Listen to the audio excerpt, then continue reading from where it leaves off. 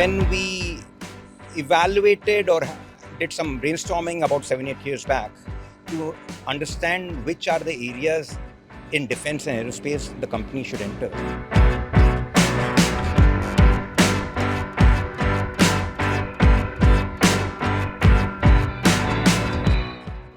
This will be very useful equipment for manufacturing very large titanium castings.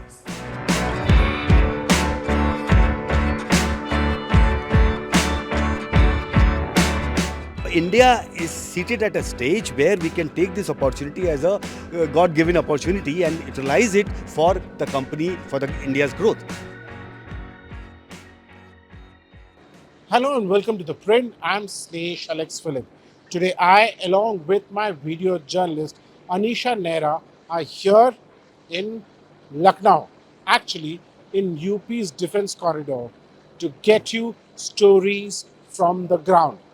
Right now, I'm at PTC Industries, a company that is setting up a huge facility here at the UP Defense Corridor, focusing on titanium and superalloys. Now, before I go further, I want to make an appeal to you. As I stand here and speak to you, several colleagues of mine are traveling across the country to get you stories that really matter. Stories from the ground that you should definitely read. And hence, I appeal to you to be part of the print family, because all of this comes at a cost. And hence, I ask you to follow the instructions on the screen and subscribe to the print. Now, coming back to the PTC Industries. Now, you would wonder why titanium and superalloys are important. Remember BrahMos? Remember M777s? Titanium and superalloys play a very critical role in the defense manufacturing sector. India has embarked on a journey of defense manufacturing to completely become Atmanirbhar when it comes to the defense ecosystem. But then, have you wondered what it really takes to emerge as one of the key defense players, not just in the region, but also the world? Well, the key element of that is strategic material and technology. And this is where the PTC Industries come into play. I'm standing in a facility where they are going to focus on titanium and superalloys. So if you want to make an aero platform, you can't till you have the capability to make titanium and superalloys. As they say, you can't build a penthouse with building the penthouse first and then going down. The PTC Industries is coming out with 4 distinct factories at this very same site in Lucknow.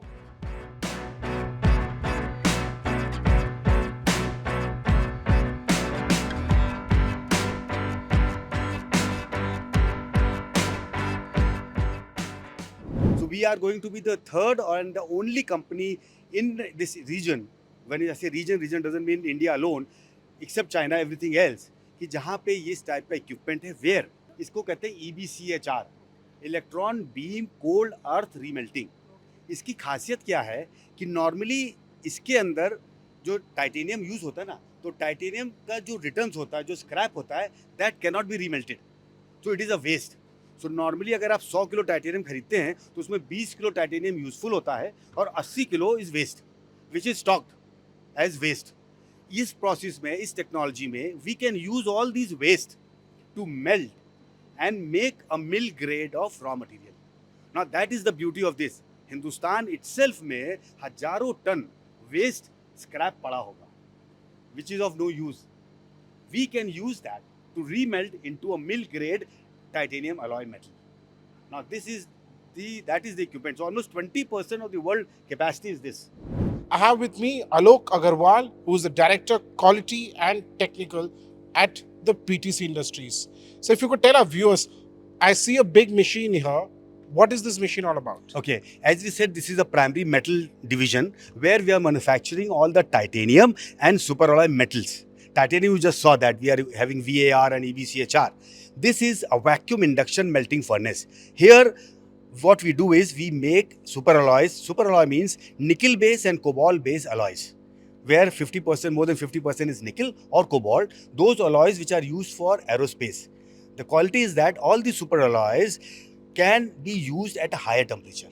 So all the engines in aerospace, the exhaust and everything is at much higher temperature. So that is why only superalloys can be used for those components. So, are you the only Indian company to be doing this? Yes, we are the only company in India who manufactures in the private sector the titanium and the superalloys material. When he says private sectors, the Midhani does it on Yes, the Midhani defense does it. PSU. Yes, of course, Midhani is doing it, but very small quantity compared to what we have planned or what we are going to do. Okay. And if you could tell our viewers, why is super alloys and titanium so critical to the defense and aerospace sector? See, India has opened up suddenly, and globally the requirement has gone up, and because of so much of geopolitical things happening here, all the Europe, all American companies, they want material from non-China, non-Russian countries. So India is seated at a stage where we can take this opportunity as a God-given opportunity and utilize it for the company, for the India's growth. So that is what we are doing. Nobody in India is doing all this, and we are the first people to start doing manufacturing of titanium metal and the superalloy metal, which holds a lot of scope globally. So, viewers, you would have often heard about, the jet engine technology. You would have you would have read and heard about the GE wanting to co-manufacture in India. But to manufacture them, the base material for all of that is going to be titanium and superalloys. And this is where Mr. Agarwal is doing the work. We'll take you around the factory and we'll show you some more nuggets. There's an upcoming facility. This, if I'm not mistaken, this is what, 50 odd acres? This is 50 acres of land in the defense corridor of UP. In the defense corridor for UP, and you're setting up 4 facilities here. Yeah, there are 4 factories coming up here. One is the metal company, which is manufacturing the metal, titanium and superalloys. Then there is a large forging company coming up to manufacture all the forge parts, and the mill and the rolling mill for making plates and sheets. And then third is the casting facility on a very large scale, where we'll be making all these titanium and superalloy components. And then a machining facility for aerospace machining, where we'll be machining all the components. Interesting, they've already signed long-term contracts with some of the key foreign defense players, for example, Safran or Dassault and other aerospace majors. Now, as you see, this is yet another facility that is coming up here at the UP Defense Corridor. Now, if you talk in pure terms of investment, the company is actually investing close to about over rupees 1,000 crore into this entire project, which means right now the company generates close to about 600 to 700 crores in the defense and aerospace sector, something which is set to multiply several times over the next few years once this entire facility is up and running. And remember, as I said earlier, they've already entered into long-term contracts with foreign OEMs. And by OEMs, I mean the original equipment manufacturers. So if tomorrow you will have Indian companies manufacturing key elements, they will source the material from this particular enterprise. Right now, anything that the PTC Industries doesn't manufacture, it's either comes from Midhani in very small quantity or is absolutely imported from foreign countries. Well, I have with me Sachin Agarwal, the chairman and managing director of PTC Industries. So first of all, congratulations on this journey, and actually best of luck too, because this, I've came here on a trip facilitated by the Defense Ministry, and it's amazing to see such work. If you could tell our viewers, what exactly are you planning here? Thank you so much. Thanks for that appreciation. The plan is a little bit more than what it looks like. When we evaluated or did some brainstorming about 7-8 years back to understand which are the areas in defense and aerospace the company should enter, we did kind of a gap study. In that, what we found out that there are certain technological and capability and capacity gaps in the country, but many of them are primarily related to materials capability and certain core manufacturing capabilities. So the objective or the dharma that we took on upon us was to put the country at par in terms of technology and capability in anything which is related to materials, whether it is material itself or components that are coming out of it. So what this facility that you're seeing in this new facility that we are setting up in the UP Defense Industrial Corridor in Lucknow is what we call our Strategic Materials Technology Complex. What we are building here is all those technology and capacity gaps that we found within the country, primarily related to two critical materials. One is titanium alloy related and the other is super alloy related. In titanium alloy related, manufacturing of the alloy itself, in the ingots itself, the primary metal, and making all forms from this, any kind of form, whether it is ingots, billets, bars, rods, sheets, plates, castings, forgings, anything that goes into component level manufacturing, we make from that. This incorporates a plethora of different technologies which had to be brought in here. That's the titanium stream of technologies. The other is a super alloy stream of technology, which is nickel based and cobalt based. These are for primary high temperature applications, especially related to aero engines. So India has a dream to manufacture its own aero engines. We can't make our own aero engines until and unless we have our own capability to make super alloys and the components that go into the into the aero engines. So the super alloy material manufacturing capability is being set up here, as well as components and castings, including single crystal castings, directionally solidified castings, equiax castings that are required in the blades and vanes of an aero engine.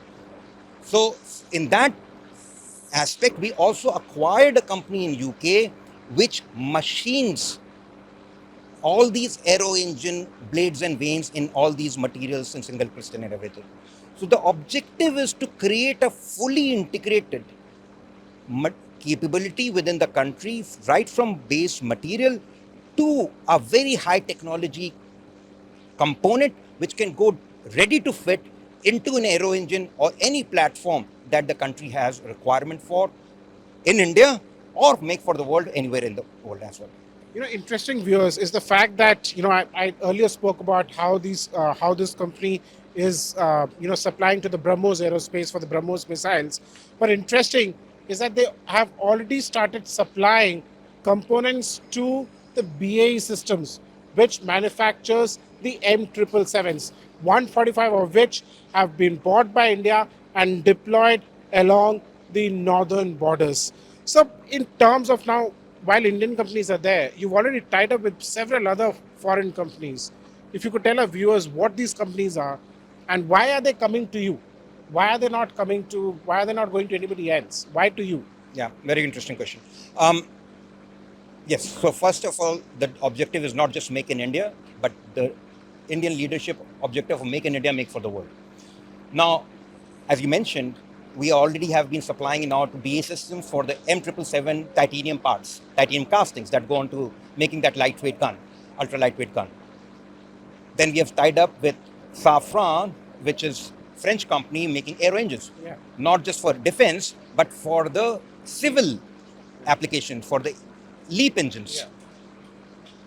In the last Paris Air Show last month, we signed an MOU with them to make components and materials for the military engines, including the MM88. We have also signed an agreement and doing the development work for Dassault Aviation, which is making Rafale aircraft. With all the titanium castings that go on the Rafale will at one day be ours. II, Israeli Aerospace.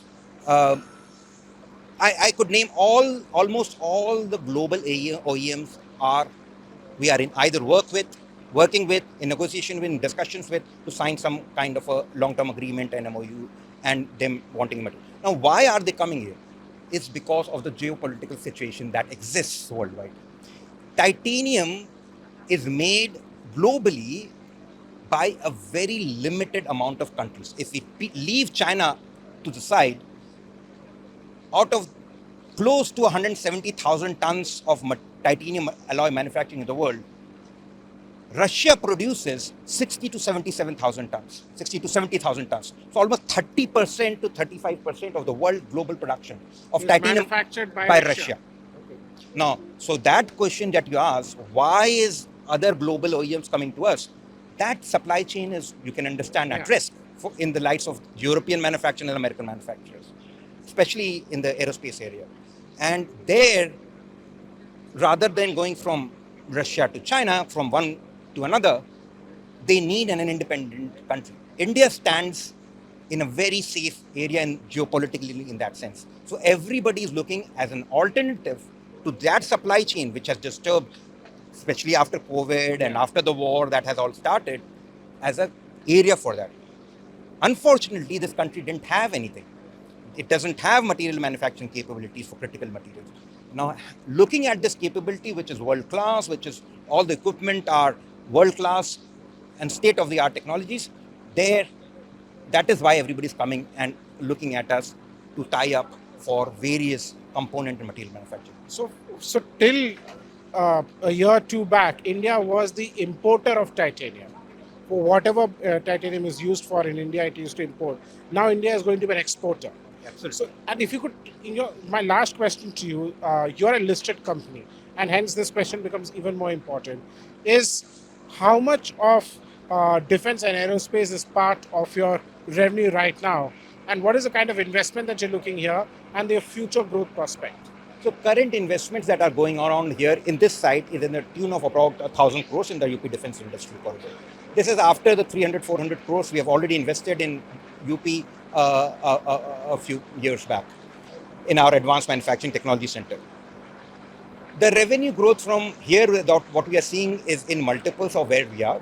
We expect to be in the next 5 to 6 years reaching close to at least $500 million in turnover in sales. That's driven primarily, of course, by the demand in India, but also driven very largely by the demand in the rest of the world as well. Well, there you go. Thank you so much for speaking to the print, and best of luck for the journey ahead. Thank you very much. Congratulations. Thank you. Thank you.